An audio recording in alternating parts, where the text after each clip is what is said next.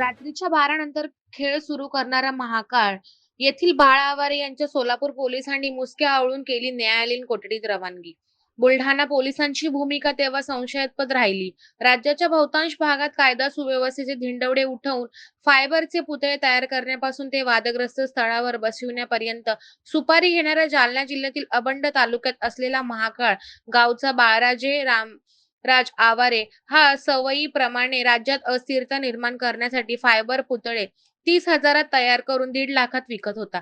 त्याचा हा गोरखधंदा व्यवस्थित चालावा म्हणून गावागावात तरुणांचे सोशल मीडियाच्या माध्यमातून माती भडकावून आणलेले आपलेसे करून घेणारा तो बाळ हा स्वजातीचा सुद्धा काळ ठरू लागला. कारण 30,000चा बनलेला पुतळा 1.5 लाखात विकायचा म्हणजे 5पट रक्कम वसूल करायची. त्यामुळे रकमेची चाहूल असणारी यंत्रणा लवकरच जाळ्यात ओढू लागली. हाच प्रकार फेब्रुवारी 2026 मध्ये काकडचिखला या गावात झाला. उबाटा गटाच्या महिला पदाधिकारी संजीवनी वाघ या त्या शिकाऱ्याच्या जाळ्यात अडकल्या आणि बाळराजे आवारे पाटील हे स्वतः पुतळा बसवण्यासाठी काकडचिखला या गावात संजीवनी वाघसह त्यांच्या यंत्रणा हजर राहून खाकी समोर पुतळा बसवला. मात्र खाकी सुद्धा दगडाखाली हात असल्यागत वागल्याने तदनंतर सुरू झाला तो खेळ. सावल्यांचा मराठा वंजारी वाद एवढा विकोपाला गेला की मनोज जरांगे त्या गावात येऊन गेले. सत्य परिस्थिती न बघता स्वतःच्या हातात कायदा असल्यागत पोलिसांनी गावातील वंजारी समाजावर गुन्हे दाखल करा असे फरमान सोडू लागले.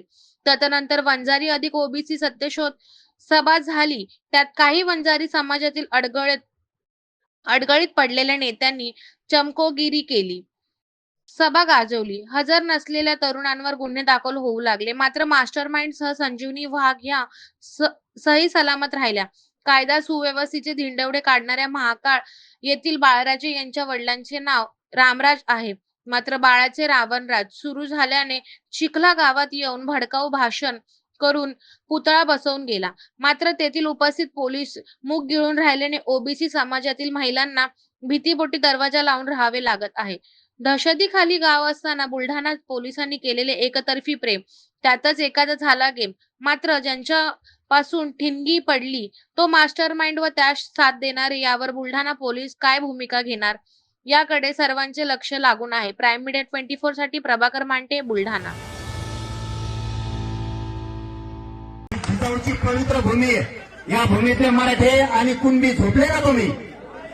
तुमच्यावर वेळ नाही येणार का अशी तुमच्या लेकीबाईवरती? विदर्भ आणि खानदेशातल्या एकाही मराठ्यांनी घरी राहिलेलं मला दिसलं नाही पाहिजे. मी पूर्ण आयुष्य तुमच्यासाठी झिजवलंय.